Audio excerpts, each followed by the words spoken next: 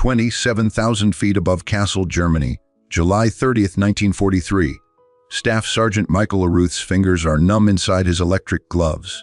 The temperature in the tail section of B-17 Tondileo hovers at -40 degrees Fahrenheit. Through the plexiglass bubble of his tail position, he watches the Messerschmitt Bf-9s forming up behind the bomber formation. He counts them. 8, 10, 15 fighters, arranging themselves like wolves preparing to strike at wounded prey. The intercom crackles. "Tail gunner, you see them?" It's Lieutenant Brink, the pilot, his voice tight. "I see them, sir," Aruth replies. He's 23 years old, but his crewmates call him the kid because he looks even younger, maybe 17 with his smooth face and slight build. He weighs 130, 8 pounds soaking wet. The other gunners joke that he needs to eat more. What they don't know is that this underweight young man from Springfield, Massachusetts, is about to rewrite the manual on aerial gunnery. Aruth squints through his K-13 gun sight. The crosshairs are there, precise and mathematical, exactly as they taught him at gunnery school. But there's a problem. The problem that's been eating at him for weeks, the problem that's gotten men killed. The standard sight system assumes you'll fire at attacking fighters between 400 and 600 yards, the book range that every instructor drilled into every student. But Aruth has watched those textbook shots miss again and again. He's watched tracers arc through empty air while German fighters pour cannon fire into B-17s. He's watched bombers explode, watched them spin toward Earth trailing black smoke, watched parachutes blossom too late or not at all. The Messerschmitts are closer now, 500 yards, standard firing range. Aruth's hands rest on the twin, 50 caliber machine gun handles, but he doesn't fire, not yet. His crewmates don't know what he's about to do. His squadron commander doesn't know. The entire United States Army Air Forces doesn't know that this skinny kid with 3 years of high school education has figured out something that's about to change everything. What the Luftwaffe pilots diving toward Tondileo don't know is that they're about to encounter the deadliest tail gunner in American history, and what makes him deadly isn't following the rules, it's breaking them. 6 months earlier, American bomber losses over Europe had reached catastrophic levels. During the week of October 8th through October 14th, 1943, a period that would become known as Black Week, the 8th Air Force lost 148 heavy bombers in just 7 days. That's not just machines. That's nearly 1,500 men killed, wounded, or captured, a loss rate of 13% per mission. The mathematics were brutal and simple. At that rate, the entire bomber force would be destroyed before spring. The problem wasn't the bombers. The B-17 Flying Fortress bristled with 13 50 caliber machine guns. The Boeing engineers had built a flying porcupine, a 10-man weapon designed to shoot its way to the target and back. The problem was that the porcupine's quills weren't hitting anything. 8th Air Force intelligence analysts pored over gun camera footage and after-action reports. The numbers told a grim story. For every 100 rounds fired by bomber gunners, fewer than 2 actually struck an attacking fighter. A hit rate of less than 2%. German pilots had learned to exploit the gaps. They came in high at 12 o'clock, where the B-17's nose guns had limited range. They came in low at 6 o'clock, screaming up from below where the ball turret gunner couldn't traverse fast enough. Most devastatingly, they perfected the head-on attack, closing at combined speeds exceeding 600 miles per hour, firing their 20mm cannons and 30mm rockets, then breaking away before the bombers' guns could track them. The Army Air Forces tried everything. They experimented with different formations, tight boxes that concentrated firepower, but made the bombers easier to hit with flak. They tried loose formations that gave each plane room to maneuver, but left gaps the German fighters exploited. They modified the B-17s, adding chin turrets to cover the 12 o'clock high position. They trained gunners endlessly on deflection shooting, the art of leading a moving target, aiming not at where the enemy is but where he will be when your bullets arrive. But deflection shooting was incredibly difficult. A Messerschmitt Bf-109 attacking at 300 miles per hour moves 440 feet per second. A 50 caliber bullet travels at 900 feet per second. At 600 yards, 1800 feet, the bullet takes 0.6 of a second to reach the target. In that time, the fighter moves 264 feet. The gunner must aim 26 aircraft lengths ahead of the target. In combat, at -40 degrees, while his bomber is bouncing in turbulence, while he's fighting anoxia from a damaged oxygen line, while tracers and cannon shells are ripping through aluminum skin around him, while his friends are dying. The experts all agreed bomber gunners needed to fire at the regulation range of 400 to 600 yards, using standard deflection principles. Follow the training. Trust the doctrine. The problem was that the doctrine was getting everyone killed. During the final 6 months of 1943, the 8th Air Force lost over 600 bombers to German fighters. That's 6,000 men who followed the rules right into their graves. Only 25% of bomber crews were completing their 25 mission tours. The rest were dead, crippled, or rotting in German Pugu camps. The statistics screamed that something fundamental was wrong. But institutions don't change easily. The Army Air Forces had invested millions training 214,000 aerial gunners in the correct technique. Gunnery instructors who'd never fired a shot in combat wrote the manuals and ran the schools. They knew the mathematics, the ballistics, the theory. What they didn't know was that their theory was fiction.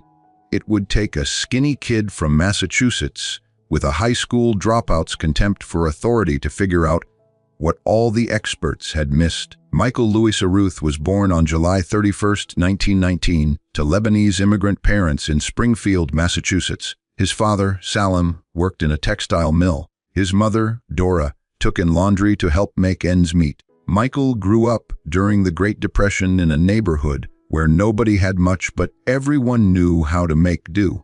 He attended Springfield Technical High School, but dropped out after 3 years to help support his family, taking a job as a semi-skilled chauffeur. He wasn't good with books. He wasn't good with authority. What he was good at was seeing patterns that other people missed and trusting his own observations over what he was told. On August 25, 1942, 3 months after his 23rd birthday and 8 months after Pearl Harbor, Aruth walked into the Army recruiting station in Springfield. He was single, underemployed, and figured the military would feed him better than his paycheck allowed. The recruiter looked at this 130-pound kid and probably thought, cannon fodder. Aruth thought it was a job. Neither of them could have predicted that this unremarkable young man would become the highest scoring aerial gunner in American history. The Army Air Forces sent Aruth through the standard training pipeline. Basic training at Greensboro, North Carolina. Gunnery school at Fort Myers, Florida. The instructors taught him how to strip and reassemble a 50 caliber Browning machine gun blindfolded. They taught him how to clear jams at altitude while wearing heavy gloves. They taught him deflection angles and lead calculations. They taught him to fire at 400 to 600 yards. Aruth nodded along, absorbed what seemed useful, and filed away his doubts. By June 1943, Staff Sergeant Aruth found himself assigned to the 527th Bombardment Squadron, 379th Bombardment Group, based at RAF Kimbolton in Cambridgeshire, England. He was the tail gunner on B-17 No. 42-298-96, nicknamed Tondaleo, the name borrowed from a sultry character in a popular movie. Tail gunner was simultaneously the most important and most isolated position on the bomber. You sat alone in a plexiglass bubble jutting from the aircraft's rear, facing backward, watching the world recede. When German fighters attacked from behind, their preferred angle, you were the last line of defense. You were also the most likely to die. The tail position had the highest casualty rate of any position on the B-17, except possibly the ball turret. On his first combat missions in June and early July, Aruth did what he was trained to do. He waited until enemy fighters reached 600 yards. He calculated deflection. He fired controlled bursts. He watched his tracers miss. He watched other bombers go down, and he started thinking. The moment of insight came not in combat, but on the ground, during the endless hours between missions, when the crews tried not to think about the next one.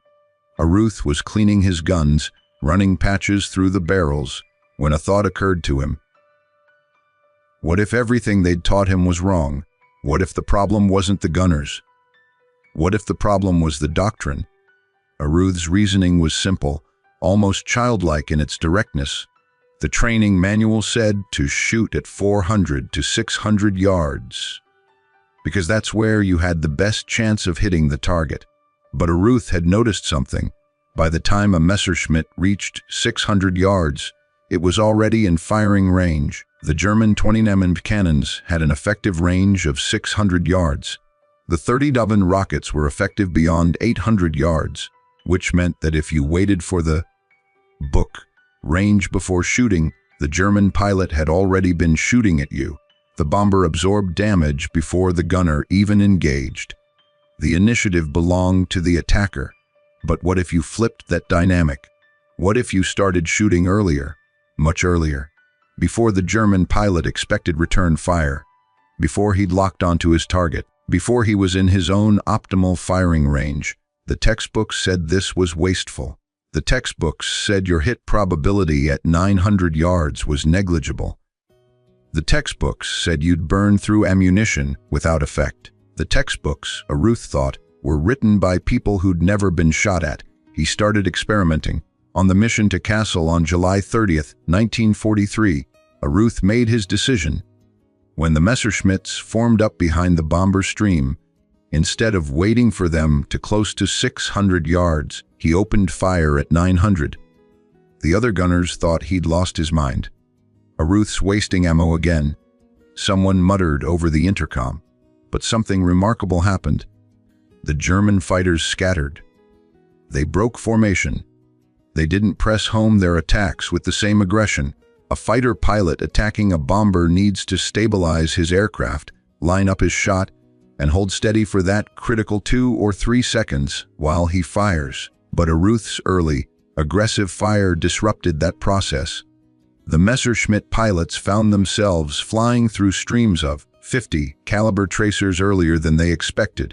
Human instinct took over. They flinched, they jinked, they broke off to try again. And when they tried again, Aruth was still firing. He wasn't trying to hit them at 900 yards, though occasionally he did. He was trying to ruin their attacks before they began. The real genius of Aruth's technique became apparent when the fighters closed inside 600 yards. Now, they were flying through a continuous stream of fire that had already forced them off their optimal attack angles. They were no longer attacking a target. They were entering a kill zone. Aruth's twin. 50 calibers hammered out rounds in long bursts. The book said short bursts to conserve ammo and prevent overheating. Aruth fired until his targets died or fled. On that July 30th mission over Kassel, the technique worked. Aruth shot down 3 Messerschmitt Bf-109s, but the cost was brutal. A 20mm cannon shell shattered the tail section's oxygen line. Aruth kept firing while his vision narrowed and his thoughts turned thick and slow from anoxia. Another shell jammed one of his guns. He cleared it with numbed fingers and resumed fire. A shell fragment tore through his shoulder. He kept firing. When the fighters finally broke off, Aruth had destroyed his 4th German aircraft of the day. When Tondaleo limped back to Kimballton, the bomber's tail section looked like it had been through a shredder. Aruth climbed out of his position, blood soaking his flight jacket, and collapsed. They carried him to the base hospital, where doctors dug metal fragments out of his shoulder and treated him for oxygen deprivation. But what happened next would prove more important than the wounds. The intelligence officers debriefed the crew. When they got to Aruth's claim of 4 enemy aircraft destroyed, the room went silent. 4. The senior intelligence officer repeated, in one mission. The skepticism was obvious. Fighter pilots occasionally scored 4 kills in a single engagement, but they were flying P-47s or P-51s. A bomber gunner claiming 4 kills sounded like fantasy or combat stress or outright lying. Bomber gunners didn't become aces. It wasn't possible. But Lieutenant Brink, the pilot, backed up his tail gunner. I saw 2 of them explode. The navigator saw another one go down streaming fire. The right waist gunner confirms the 4th. Other crews in the formation provided corroborating testimony. The gun camera footage, grainy and juddering, showed muzzle flashes and at least 2 visible impacts. Aruth's ammunition expenditure told its own story. He'd fired nearly twice as much as regulation doctrine suggested. The intelligence officers sent their report up the chain of command with a recommendation, Distinguished Service Cross. But there was a problem. When the gunnery instructors at Training Command heard about Aruth's technique, they were horrified. Opening fire at 900 yards, long bursts instead of controlled pairs.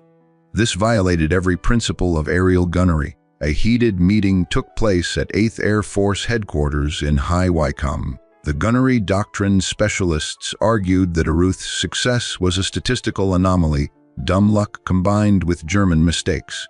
They argued that his technique, if widely adopted, would lead to wasted ammunition, burned-out gun barrels, and no increase in effectiveness. He got lucky. One colonel insisted. If everyone starts blazing away at 900 yards, we'll run out of ammunition before we run out of Germans. The room erupted. The operational squadron commanders fought back. They pointed to the loss rates. They pointed to the crews who weren't coming home. They pointed to the gun camera evidence that showed standard doctrine wasn't working. "With all respect, sir," one lieutenant colonel said, his voice tight with controlled anger, "the mathematics don't care about doctrine. If Sergeant Aruth can shoot down 4 fighters in one mission using his technique, and our average gunner shoots down 0 fighters using yours, what exactly are we defending?" The debate might have remained academic except for one crucial factor. Major General Frederick L. Anderson, the commanding general of the Thew Bomber Command, had been a pursuit pilot in World War I. He'd flown missions when aerial combat was still being invented. He understood that the best tactics came from the men who survived combat, not from men who designed training courses. Anderson listened to both sides, then made his decision. "Test it," he ordered. "Send the good sergeant to talk to our other gunners. Let him explain what he's doing. Let's see if it works for anyone besides him." He turned to the gunnery school colonel. "And while we're testing it, you will not interfere with Sergeant Aruth's technique or recommend any disciplinary action. Is that clear?" It was clear. But Anderson went further. He approved Aruth's Distinguished Service Cross. The citation, published in January 1945, would read, "Staff Sergeant Aruth shot down 3 enemy airplanes, and even though the airplane's oxygen line was broken, one gun was jammed, and he was severely wounded. He remained at his post, repaired his gun, resumed fire, and destroyed the 4th plane. If you're amazed by this soldier's courage, you'll want to hear what happened next. But first, please consider subscribing to Last Words. We bring you these forgotten stories of extraordinary heroism because we believe history's real heroes deserve to be remembered. Hit that subscribe button, and let's make sure these stories never fade away. Hashish. Meanwhile, word spread through the 379th Bomb Group. Other tail gunners started asking Aruth about his technique. He'd recovered from his wounds by mid-August and was flying missions again. This time, he had an audience. The data started coming in through August and September 1943. The 379th Bomb Group's tail gunners who adopted Aruth's technique of early, aggressive fire reported a noticeable change in German fighter behavior. The Messerschmitts and Foch, Wolf 190s still attacked, but they approached more cautiously. They broke off sooner. Their attack runs became less precise. Intelligence analysts began correlating bomber loss rates with the aggressiveness of defensive fire. Groups whose gunners adopted the Aruth method showed statistically significant reductions in losses to fighter attacks. It wasn't magic. It was applied psychology. Fighter pilots, like all humans, operated on risk-reward calculations. If the risk went up, if defensive fire started earlier and continued more aggressively, some pilots subconsciously pulled their punches. But Aruth himself wasn't done. On September 6, 1943, Tondileo was part of a strike against Stuttgart, Germany. The mission went badly from the start. Heavy flak damaged several bombers over the target. German fighters hit the formation hard on the way out. Aruth, back in his tail position, opened fire at his standard 900 yards. In the running battle that followed, he shot down 2 more Messerschmitt Bf-109s. But Tondileo took severe damage. 2 engines were failing. The bomber was losing altitude. They weren't going to make it back to England. Lieutenant Brink made the call. "We're ditching. Everyone prepare for water landing." They were over the English Channel, barely. The alternative was German soil and prisoner of war camp. The crew threw out everything loose, guns, ammunition, equipment, trying to lighten the aircraft. Aruth reluctantly abandoned his tail position and moved forward.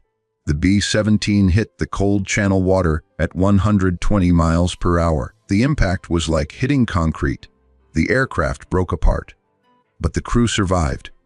British rescue boats picked them up within 2 hours. All hands returned to base. Aruth was back flying combat missions within a week. His reputation was spreading beyond the 379th Bomb Group. Other units requested information about his technique. The resistance from Training Command was crumbling under the weight of evidence. By October 1943, revised gunnery doctrine began filtering through 8th Air Force, cautiously incorporating elements of Aruth's approach. The new guidance authorized gunners to open fire at extended ranges when tactically appropriate. It was bureaucratic language, a face-saving way of admitting that the skinny kid from Massachusetts had been right and the experts had been wrong. Aruth flew his 14th and final combat mission in early 1944. His official tally stood at 17 enemy aircraft destroyed, the highest confirmed score of any American bomber gunner in the war. Some historians believe the actual number was higher. The nature of air combat made precise confirmation difficult. When 3 gunners from different bombers all fired at the same Messerschmitt, who got credit when it went down, the official records reflected only those kills that could be definitively attributed to Aruth alone. Other bomber gunners who adopted similar aggressive defensive tactics began scoring victories. The German pilots noticed. Luftwaffe after-action reports from late 1943 noted the increased ferocity of American bomber defensive fire. One German fighter pilot, Oberleutnant Hans Berger of Jagdgeschwader 26, wrote in his diary, "The American gunners have become more dangerous. They open fire earlier now, before we are in proper position. It requires nerves of steel to press home an attack through this wall of tracers. Many of our newer pilots are breaking off too early." The strategic impact was measurable. During the brutal missions of July and August 1943, before the new tactics spread, the 8th Air Force averaged losses of about 7% per mission to enemy fighters. By March and April 1944, with more gunners using aggressive early fire, losses to fighters had dropped to around 3%. The difference wasn't just one man's technique. Long-range fighter escorts like the P-51 Mustang played a major role, but gunnery tactics contributed significantly. Running the numbers conservatively, if the improved gunnery tactics saved just 1% loss rate across 6 months of operations, that's approximately 75 bombers, 750 men. 750 fathers, brothers, sons who came home instead of dying over Germany. The veterans of the 379th Bomb Group knew exactly who deserved credit. After the war, one of Aruth's crewmates, waist gunner Frank Morrison, wrote him a letter. The relevant passage read, "Mike, we busted your chops about wasting ammo, but you were right and we were wrong. I think about the crews that went down in the early days, before guys learned to fight like you fought. You saved a lot of lives, buddy. Because of you, we came home." This story gets even more remarkable. Please take a second to like this video and share it. These forgotten heroes deserve to have their stories told, and your support helps us bring more of them to light. Now, let's talk about what happened after the war. Icture, Michael Aruth's combat career ended in early 1944 when he'd accumulated enough missions to rotate home. The Army Air Forces wanted to use him as a gunnery instructor, but Aruth had no interest in teaching. He'd done his part. By 1944, American fighter escorts had largely neutralized the Luftwaffe fighter threat anyway.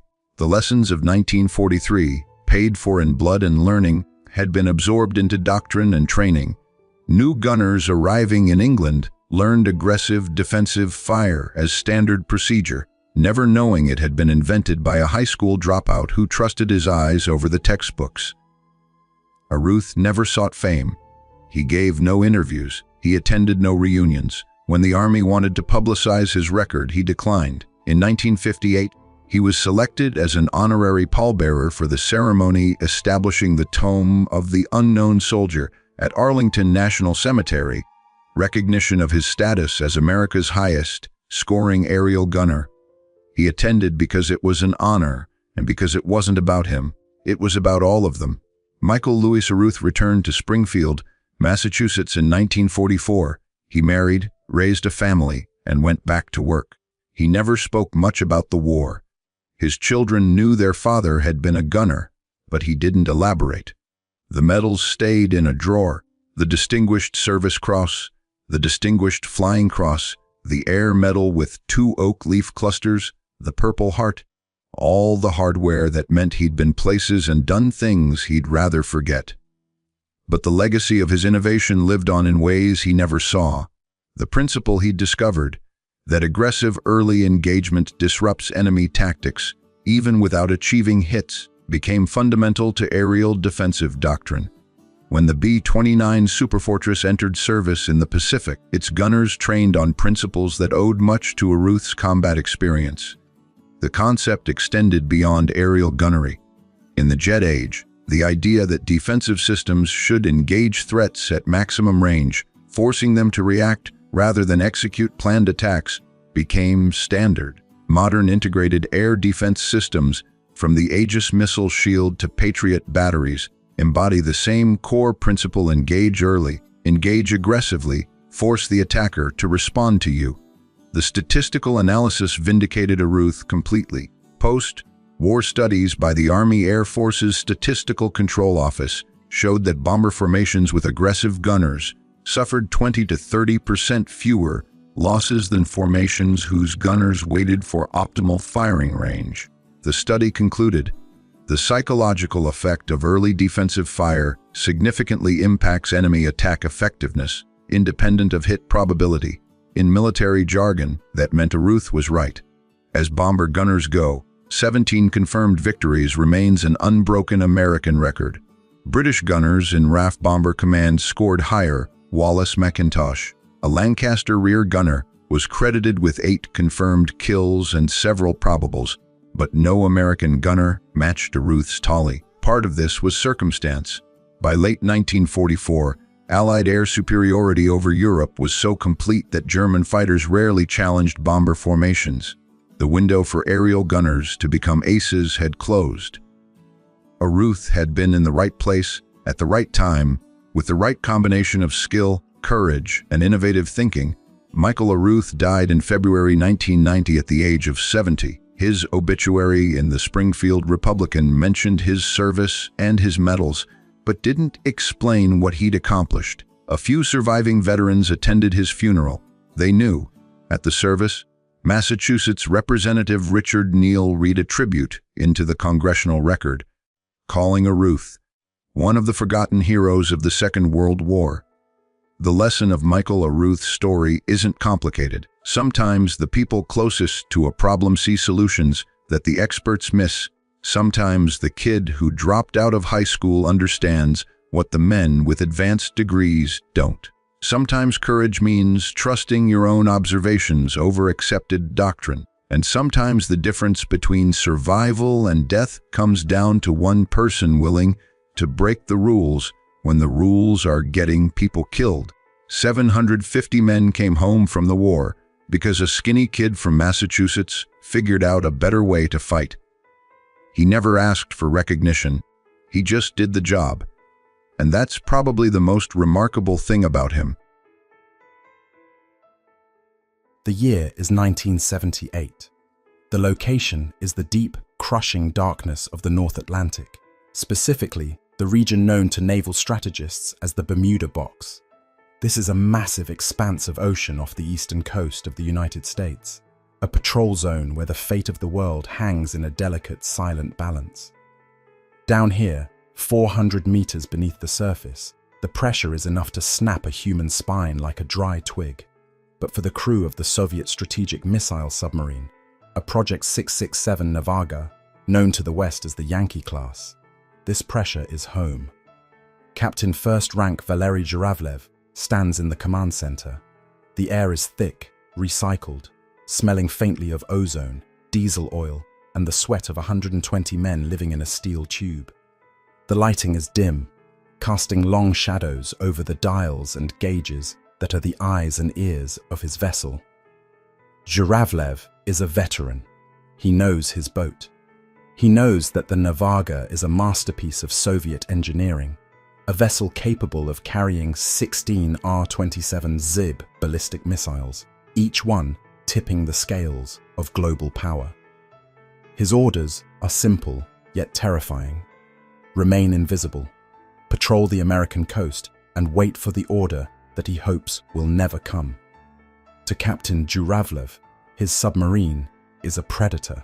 He believes he is a ghost in the water, sliding through the thermal layers of the Atlantic, undetectable. He believes the Americans are up there, on the surface, scanning with their radar and their satellites, looking for a wake that isn't there. He is confident. But then, the impossible happens. It does not begin with an explosion. It does not begin with a siren.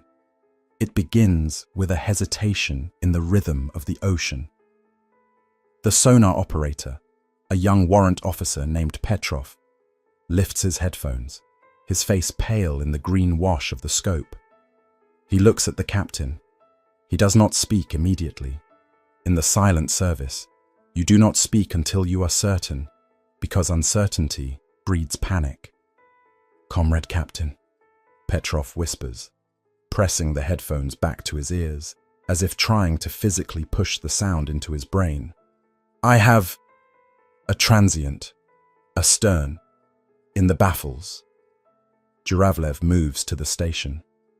"Identify." "Gone," Petrov says, his voice trembling slightly. It was a mechanical transient, a metal click, like a hatch closing, but faint, ghostly. Zhuravlev frowns. The baffles, the blind spot directly behind the submarine where the churn of their own twin propellers and the roar of the turbulent water creates a cone of deafness. Nothing can see through the baffles.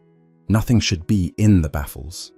To be in the baffles of a moving submarine, an object would have to be matching their speed perfectly, maneuvering with impossible precision in the blind, churning wake of a two-propeller drive. "Biological?" Zhuravlev asks. The ocean is full of noises, whales, snapping shrimp, thermal layers shifting. "No, Captain, it was rhythmic. Then it vanished." Zhuravlev orders a standard check. They are running quiet, or so they think.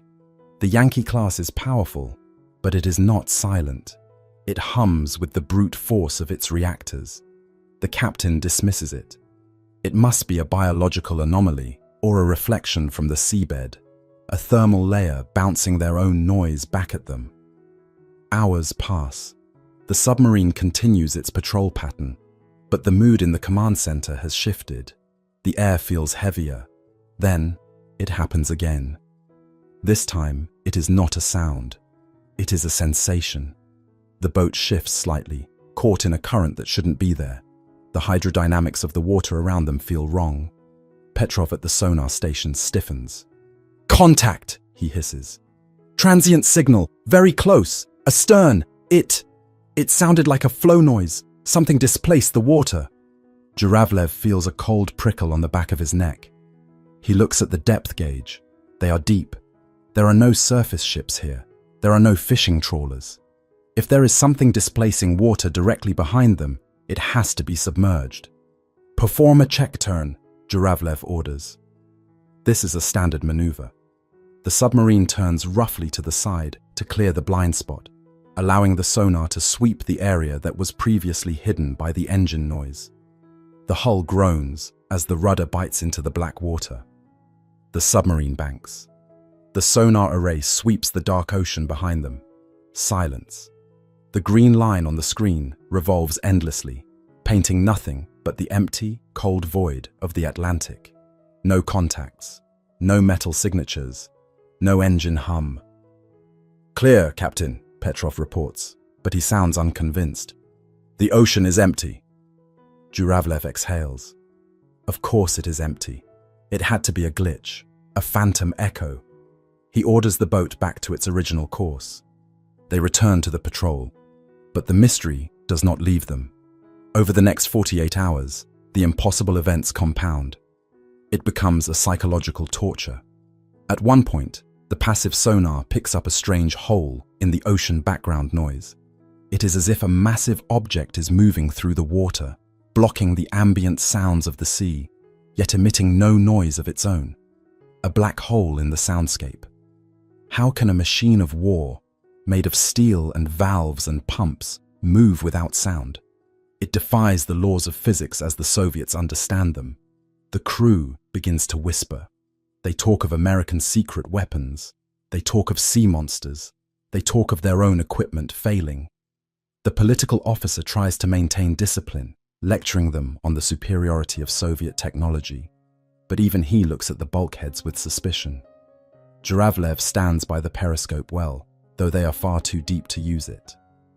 He runs the scenario through his mind. If there was a vessel there, he would hear it.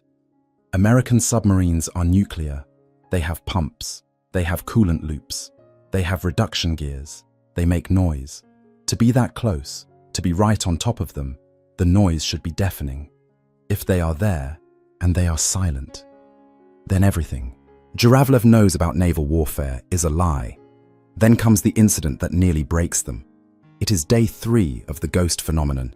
The sea is rough far above, but calm down here.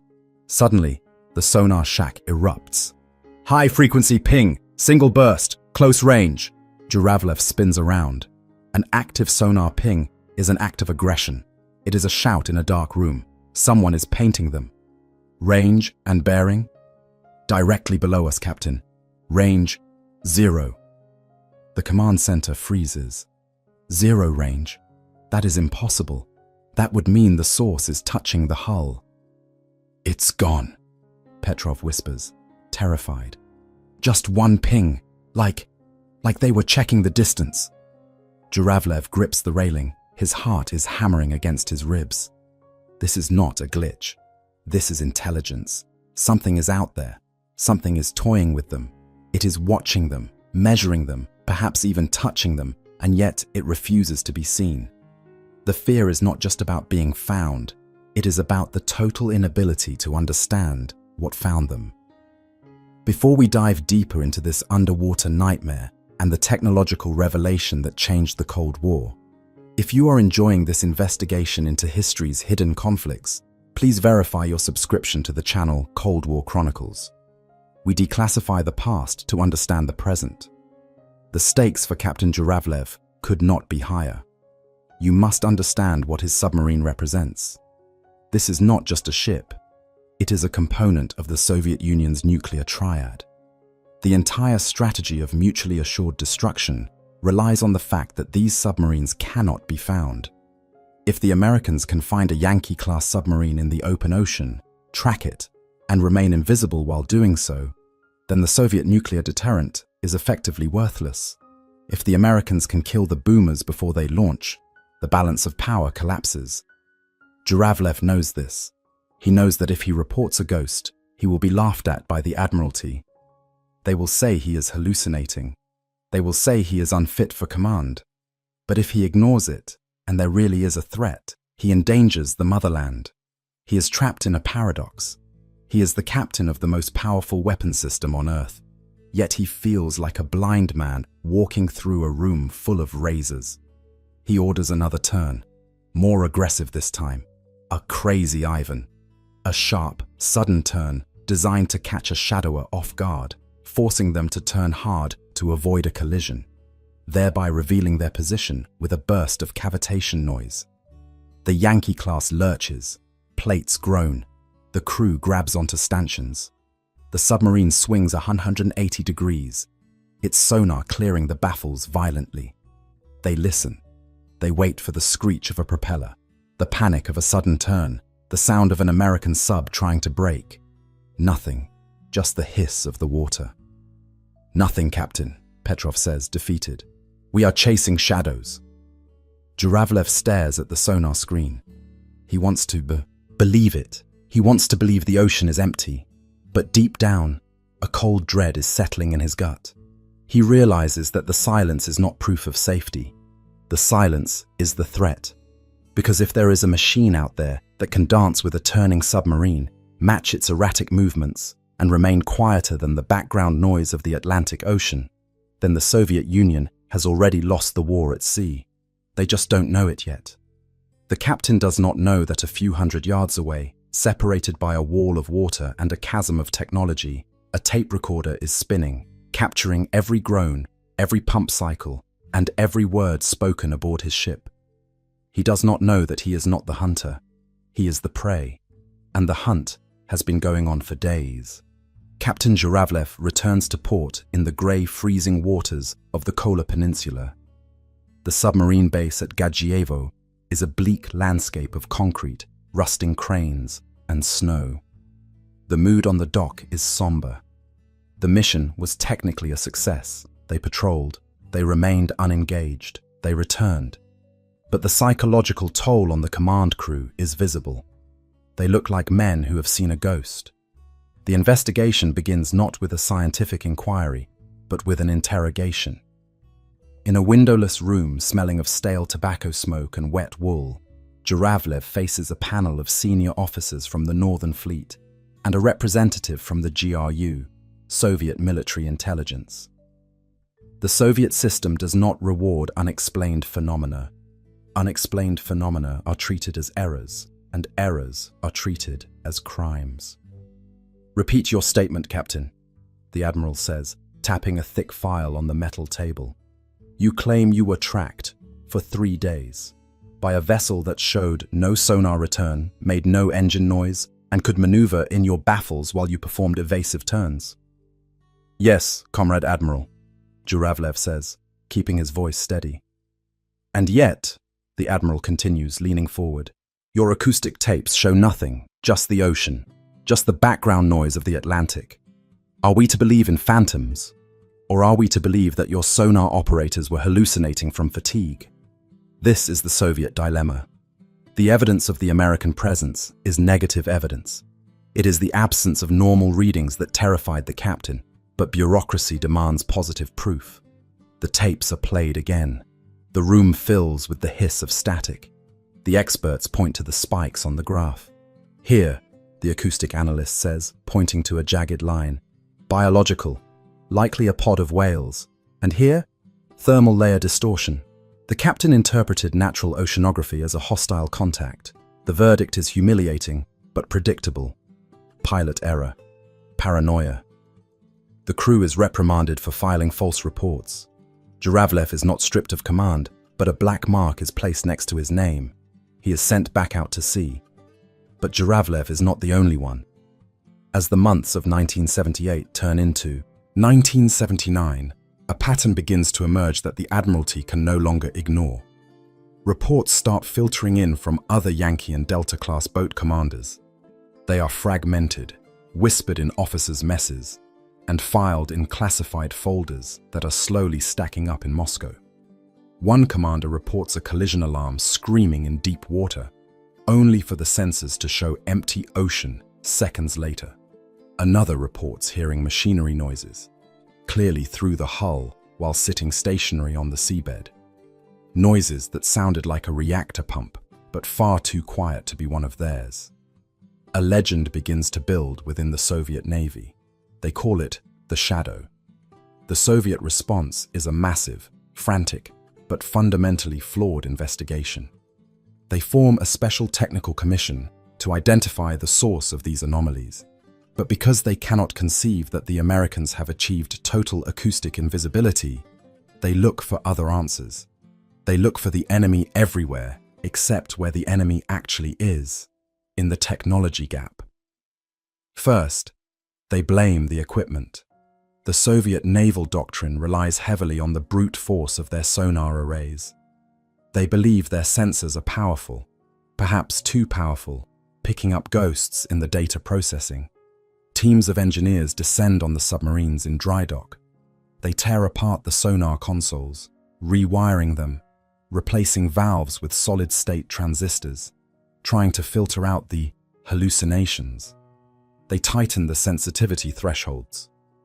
Ironically, by reducing the sensitivity to eliminate ghosts, they make their submarines even blinder. They are effectively putting on darker sunglasses to stop seeing flashes of light. Next, they blame sabotage. The paranoia of the Cold War takes a dark turn. The KGB becomes involved. If the Americans are tracking them, they reason, it cannot be because American subs are invisible. It must be because the Soviet subs are carrying a beacon. A period of intense, invasive physical searches begins. This is the era of the hull sweeps. Before a strategic missile submarine leaves port, frogmen are sent into the freezing water to scour every inch of the hull. They are looking for magnetic trackers, limpet mines, or transponders attached by American spies or saboteurs. Inside the boat, counterintelligence officers rip up floor plates and dismantle radios, searching for a transmitter that might be broadcasting their position to a satellite. They find nothing. The investigation then turns to the realm of the exotic. Soviet scientists, desperate to provide an answer that doesn't involve American superiority, propose wild theories. One leading theory is that the Americans have developed a network of seabed sensors so advanced that they can track the displacement of water itself. They theorize that the Americans aren't tracking the sound of the sub, but the pressure wave it pushes through the ocean. If this were true, no amount of silencing would help. Another theory suggests the Americans are using a new type of radar satellite that can penetrate the ocean's surface, seeing the submarine's wake from space. This leads to the Soviets experimenting with strange paint schemes and wake suppression tactics, wasting millions of rubles on solving a problem that doesn't exist. The tragedy of the Soviet investigation is that they are asking the right question: how are they finding us? But they are refusing to accept the answer. The answer is that the ocean is a sound channel, and the Soviet submarines are simply too loud. To the Soviet Admiralty, a submarine is a machine of power. It has 2 nuclear reactors. It has 2 massive propellers. It is a beast. To make it silent seems counterintuitive to the philosophy of Soviet heavy industry. They believe that noise is a byproduct of power. They assume the Americans are subject to the same laws of physics. If a Soviet sub hums, an American sub must hum.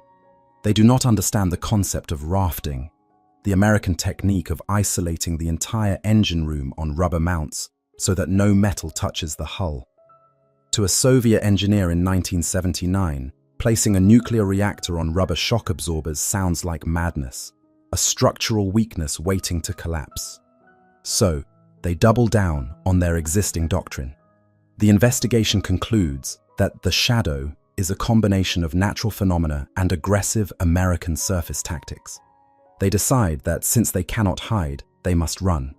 New orders are issued to the fleet. If you suspect a contact, do not go quiet. Go fast. Go deep. The Soviet strategy shifts to speed and depth. They begin pushing the designs for the next generation of submarines, titans like the Typhoon and speed demons like the Alpha class, believing that they can outrun the ghosts. They instruct their captains to use active sonar more frequently, to blast the water to clear it. This is a catastrophic error. By going faster, they make more noise. By using active sonar, they act like a burglar turning on a flashlight in a dark house, instantly revealing their position to everyone in the neighborhood. While the Soviet committees argue in Moscow, analyzing charts and blaming sunspots, the crews on the front lines are left in a state of high anxiety. The sailors know the truth. They know the ghosts are real machines. In the mess hall of a Delta III submarine, a sonarman whispers to his friend, "It's not a satellite," he says, staring into his tea. "I heard it breathe. When we stopped, it stopped. When we moved, it moved. It's a hunter, and it's laughing at us." The investigation has failed. The Soviets have convinced themselves that the threat is external. Satellites, spies, sabotage. They have failed to look in the mirror. They have failed to realize that their silent service is screaming into the void. And while they spend billions chasing wake detection satellites and magnetic mines, a small group of engineers in the United States Navy is preparing to launch the very thing the Soviets believe is impossible. The Soviets are looking for a new weapon. They are about to be hit by a new philosophy. The stage is set. The Soviets are confused, paranoid, and looking in the wrong direction. The ocean is about to get much more crowded, and the predator is about to reveal its teeth. But it won't be a monster. It will be a machine so precisely engineered that it effectively removes itself from the universe of sound. While the Kremlin was paralyzed by paranoia, conducting witch hunts for saboteurs and theorizing about space lasers, the answer to the mystery was sitting quietly in a dry dock 4,000 miles away. The location is Groton, Connecticut, the General Dynamics electric boat shipyards. The year is 1976. If the Soviet submarine program was a forge of brute industrial strength, designed to punch through the ocean, the American program was becoming a laboratory of silence. In a restricted hangar, illuminated by the sparks of welders and the hum of ventilation, American engineers were putting the finishing touches on a machine that would redefine naval warfare. They called it the 688 class, the Los Angeles class. To the untrained eye, it looked like any other submarine, a black steel cylinder. But inside the hull, the philosophy of construction was alien to the Soviet mind.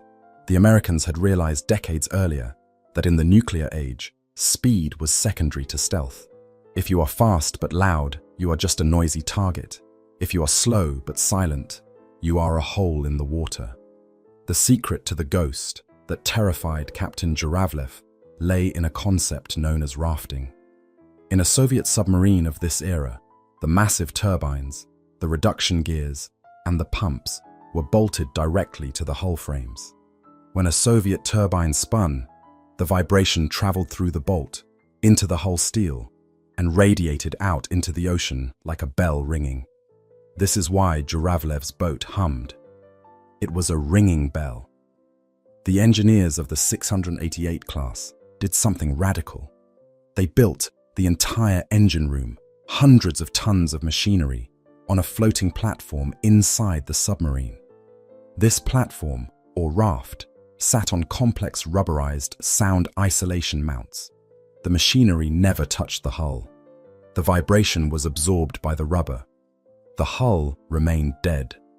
The Los Angeles class was not just a ship. It was a thermos bottle of sound. A sailor could drop a wrench in the engine room, and a sonar operator on a ship 10 miles away would hear nothing. But silence was only half of the equation. To be a true ghost, you need to see without being seen. And this is where the American technological dominance truly left the Soviets in the Dark Ages. The Soviet investigation in Part 2 failed because they assumed the Americans were limited by the same physics, specifically the problem of the baffles, the blind spot behind the sub. They assumed that to track Jуравлев, the American sub had to be on the side or in front. They were wrong.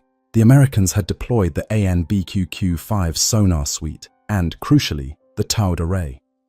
Imagine a thick, black cable, over half a mile long, spooling out from the tail of the American submarine. This cable is studded with hydrophones, underwater microphones. By trailing this cable far behind the submarine, the sensors are removed from the noise of the sub's own propeller. They are out in the clean, quiet water. This was the magic that allowed the Americans to see through the blind spot. The Los Angeles class didn't need to move to the side to listen. It could sit directly behind a Soviet sub, trailing its long ear miles back, listening to the Soviet captain breathe, while the Soviet sonar looked backward and saw nothing but the empty wake. Let us shift our perspective to the hunter. Meet Commander James "Red" Harrison, a composite of the era's aggressive skippers. He is the commanding officer of the USS Batfish, a Sturgeon-class attack submarine, the predecessor to the 688, but upgraded with the new ears. The scene in Harrison's attack center is the polar opposite of Jуравлев's. It is not dim and sweaty. It is cool, lit by the blue glow of digital fire control screens. There is no shouting. The discipline is absolute. "Con, sonar," the voice comes over the headset. "Contact Sierra 1 is steady. Range 4,000 yards. Classification: Yankee-class nuclear ballistic missile submarine." Harrison sits in his chair, sipping coffee. He is not looking at a periscope. He is looking at a waterfall display, a cascading digital readout of sound frequency. To him, the Soviet sub is not a mystery. It is a loud, clanking factory. He can see the frequency line of their 50 Hz power plant. He can hear the specific rattle of a loose bearing on their starboard shaft. He knows the Soviet sub better than its own captain does. "Very well," Harrison says softly. "Maintain trail position. Stay in his baffles. Match speed. 6 knots." This is the impossible event from Part 1, seen from the other side.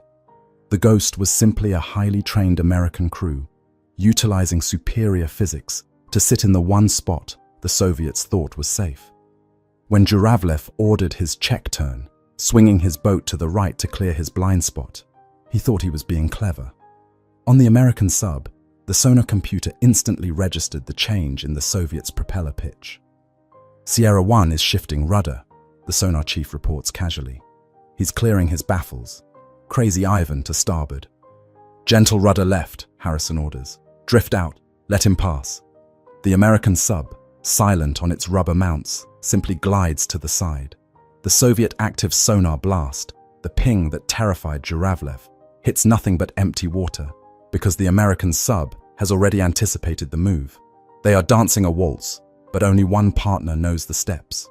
The American sub slides back into position behind the Soviet vessel as soon as it straightens out.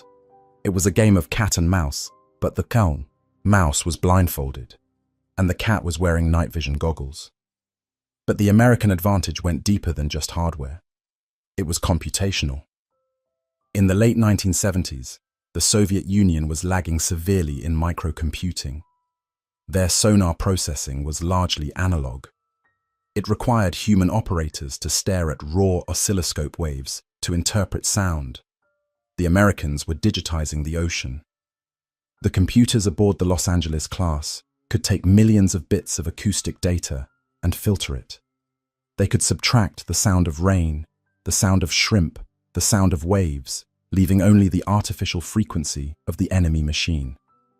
This allowed the Americans to do something terrifying: target motion analysis without ever emitting a ping. They could calculate the exact range, speed, and depth of the Soviet sub using only math and passive listening. They could generate a firing solution for a Mark 48 torpedo that would guide the weapon to the target before the Soviet captain even knew he was under attack. The transient noises Jуравлев heard, the click of a hatch, that was likely the sound of the American crew going about their daily lives. Perhaps a drop tray in the galley or a toilet flush valve, noises that were usually silenced but occasionally slipped out. The fact that Jуравлев heard a toilet flush but not the 6,000-ton submarine carrying it is a testament to how quiet the hull itself was. The American mission during this period was known as Hold Down. The objective was to prove that the Atlantic Ocean was a NATO lake. Every time a Soviet missile sub left the Kola Peninsula, an American attack sub would be waiting at the choke point, the GIUK Gap, Greenland, Iceland, United Kingdom. They would pick up the trail and never let go. For days, sometimes weeks, the American sub would shadow the Soviet boat. They would record their noise signatures. They would map their patrol patterns. They would practice simulated shots. To the American crews, this was a point of immense professional pride. They were the cowboys of the deep. They wore sneakers to reduce noise. They grew beards. They worked 18-hour days. And they knew they were invincible. But there was a danger in this dominance. The Americans became so good, so confident in their invisibility, that they began to take risks. They got closer and closer. They wanted to see how much they could get away with. The hole in the ocean that the Soviets detected in Part 1, that wasn't a glitch. That was the physical displacement of the American submarine getting so close to the Soviet hull, sometimes within a few hundred yards, that it actually blocked the background noise of the sea. They were drafting like a race car in the wake of the enemy. This secret war continued in the dark, a total triumph of American engineering and daring. The Soviets were spending billions on the wrong things, chasing phantoms, while the Americans were essentially reading their mail over their shoulders. However, secrets in the Cold War have a shelf life. The Americans thought this technological gap would last forever. They thought the Soviets were simply too far behind to catch up. They believed their acoustic daylight would never dim. But a chain is only as strong as its weakest link. And the weakest link in this story wasn't a piece of technology. It wasn't a sonar equation. It was a human being. The Soviets were about to get the answer they had been desperately searching for, not from a scientist and not from a spy satellite. They were about to get it from a traitor who walked right through the front door of the Soviet embassy in Washington, D.C., and handed them the keys to the kingdom. The shock is coming, the moment the Soviets realized just how naked they really were. The mystery of the shadow was not solved in the North Atlantic. It was solved in a nondescript room in Moscow, under the harsh glare of a fluorescent light amidst a pile of stolen documents. The year is 1981. The breakthrough did not come from a Soviet scientist inventing a new sensor. It came from an American traitor named John Anthony Walker. Walker was a chief warrant officer in the United States Navy. For over a decade, he had been walking into Soviet embassies and handing over key lists, technical manuals, and tactical diagrams in exchange for cash. He is often cited as the most damaging spy in American naval history. But among the codes and the cipher keys, he handed the KGB something far more devastating: the blueprints of the American acoustic advantage. The shock moment occurred when a team of senior Soviet naval architects and KGB analysts finally sat down to correlate Walker's stolen data with the reports from captains like Zhuravlev. For years, the Soviet Admiralty had convinced themselves that the Americans were using some exotic, undetected physical principle to track them, perhaps radiation detectors or wake sensors. Walker's documents shattered this delusion. The documents revealed that there was no magic. There was no super sensor. The Americans were simply listening to the propellers. Specifically, Walker revealed that the Americans could detect cavitation at ranges the Soviets thought were impossible. Cavitation occurs when a propeller spins so fast that it creates low-pressure bubbles in the water.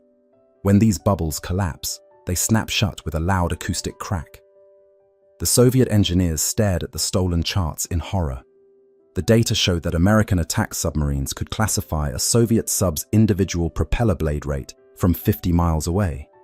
They could tell if a shaft was slightly misaligned. They could even identify individual vessels based on the specific rhythm of their engine room pumps. Admiral Gorshkov, the father of the Soviet Navy, reportedly read the assessment and turned pale. The realization was absolute and terrifying. The entire Soviet submarine fleet, hundreds of vessels, billions of rubles, the pride of the superpower, was not a stealth force. It was a fleet of drums banging in a library. Captain Zhuravlev's experience was finally explained. The transient sounds he heard? That was the American sub Batfish maneuvering close to him. The reason the ghost disappeared when he turned? The Americans knew his blind spots better than he did. The reason they couldn't find a tracking device on his hull? There was no device. The submarine itself was the beacon. This was the Pearl Harbor of the Soviet Navy, but it happened without a single shot being fired. They realized that in the event of a real war, their entire ballistic missile fleet, the insurance policy of the Soviet Union, would have been wiped out in the first 48 hours. The Americans would have been waiting in the baffles, ready to fire a torpedo the moment the order came. The balance of terror was a myth. The Americans held the gun to the Soviet head, and the Soviets hadn't even known it was loaded. Now came the panic. The response was frantic and desperate. The Soviet military-industrial complex, now aware of the fatal flaw, launched an emergency program to quiet their fleet. But they hit a technological wall. Their heavy industry was excellent at casting steel, but it lacked the precision required to make silent propellers. To make a silent propeller, you need to machine the bronze blades to a tolerance of less than a fraction of a millimeter. The curve must be perfect to slice the water without creating bubbles. Soviet milling machines were simply not accurate enough. They were stuck in the industrial age, while the Americans were in the digital age. This led to one of the most audacious and desperate operations of the Cold War, the Toshiba-Kongsberg scandal. In 1982, knowing they could not build the machines themselves, Soviet agents approached the Japanese company Toshiba and the Norwegian company Kongsberg. Through a complex web of lies and falsified export documents, they illegally purchased 9-axis computer-controlled milling machines, technology that was strictly embargoed by COCOM, the Coordinating Committee for Multilateral Export Controls. These massive machines were smuggled into the Soviet Union. They were set up in the Baltic shipyard in Leningrad. For the first time, Soviet engineers could carve propellers with the same computer-aided precision as the Americans. The impact was immediate. The new propellers were fitted to the next generation of submarines, the Akula class, Shark, and the upgraded Victor III class. When these new boats put to sea in the mid-1980s, the American advantage suddenly shrank. The acoustic daylight began to dim. American sonar operators, used to hearing Soviet subs from counties away, suddenly found themselves having to work harder. The loud banging was replaced by a faint hum. But this was a futile response. It was a band-aid on a hemorrhage. The shock had come too late. By the time the Soviets began quieting their propellers in the mid-80s, the American economy and technology had already leapt forward again. While the Soviets were celebrating their new, quieter propellers, the Americans were deploying the next nightmare: active denial. They were integrating satellite oceanography, magnetic anomaly detection, and advanced computer processing that could pick up the absence of background noise. Furthermore, the strategic damage was already done. The Soviet leadership had lost faith in their own deterrent. The psychological impact of the Walker revelation crippled their confidence. They shifted their strategy from open ocean patrol to the bastion concept. Instead of prowling the Atlantic and threatening the US coast, Soviet missile subs were ordered to retreat. They pulled back into the Barents Sea and the Sea of Okhotsk, hiding under the Arctic ice cap, protected by a ring of surface ships and aircraft. This was a retreat. It was an admission of defeat. The Blue Water Navy that Gorshkov had dreamed of, a navy that could challenge the Americans anywhere on the globe, was dead. They were forced to hide in their own backyard because they knew that out in the deep water, the shadow was waiting for them. The futile nature of their response was best summarized by a defecting Soviet officer years later. He noted that while the Toshiba machines made the propellers quieter, they couldn't fix the pumps, the gears, or the reactor flow noise without rebuilding the entire submarine from scratch. You can put silent tires on a noisy truck, but the engine will still rattle. The Soviets spent the last decade of the Cold War frantically trying to patch a hole in their defenses that was systemic. They built bigger subs, like the massive Typhoon, hoping that size and armor would save them. They built faster subs, but they could never replicate the culture of silence and the precision engineering that the Americans had perfected over 30 years. The impossible event that Captain Zhuravlev witnessed in 1978 was the precursor to the collapse of the Soviet system itself. It was a confrontation between a society built on quotas and heavy metal and a society built on microchips and precision. The mystery was solved. The ghost was real, and it was made in America. But the true legacy of this encounter would only be fully understood when the Soviet Union finally fell, and the archives were opened to reveal just how one-sided the underwater war had really been. The Cold War did not end with a nuclear mushroom cloud rising over New York or Moscow. It ended in the accountant's ledger, and nowhere was the deficit more terrifyingly obvious than in the silent war beneath the waves. The verdict of this decades-long game of cat and mouse can be summarized in one devastating statistic, a number that remained classified top secret until long after the Berlin Wall fell.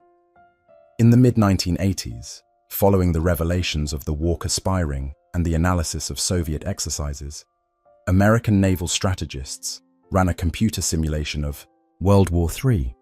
The parameters were simple. The Soviet Union launches a first strike. What happens to their submarines in the Atlantic? The result was a kill ratio that stunned even the most hawkish generals in the Pentagon.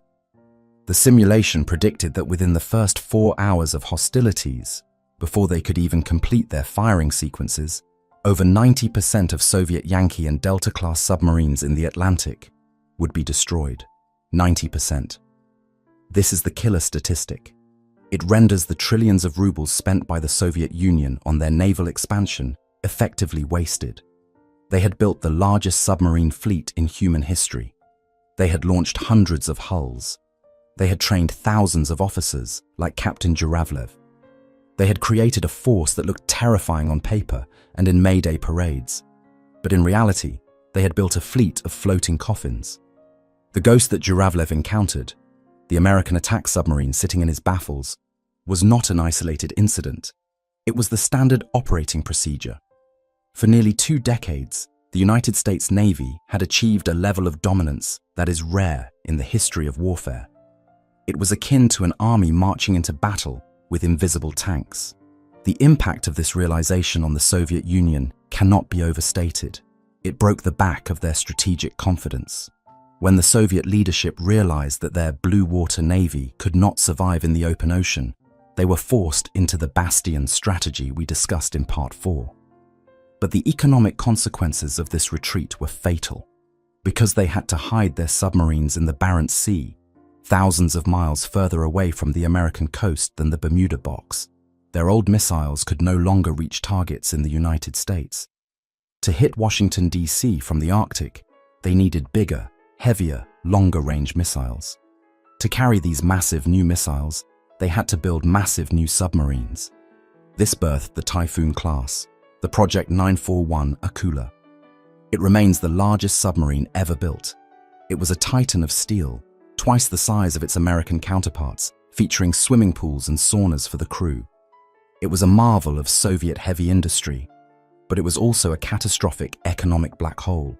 One Typhoon-class submarine cost as much to build as an entire city, and the Soviets built 6 of them. They were pouring concrete into the ocean, while the United States was investing in the microchip, the internet, and the software revolution, technologies that had both military and civilian applications. The Soviet Union was bankrupting itself trying to mill silent propellers and weld titanium hulls just to survive. This connects the mystery of the Phantom Sub to the macro theme of the Soviet collapse, the triumph of software over hardware. The American advantage wasn't that they had better steel, it was that they had better information. The Los Angeles class was a computer with a propeller. The Soviet subs were tanks with periscopes. In the modern age, the computer always wins. The Toshiba Kongsberg scandal was the final admission that the Soviet system had failed.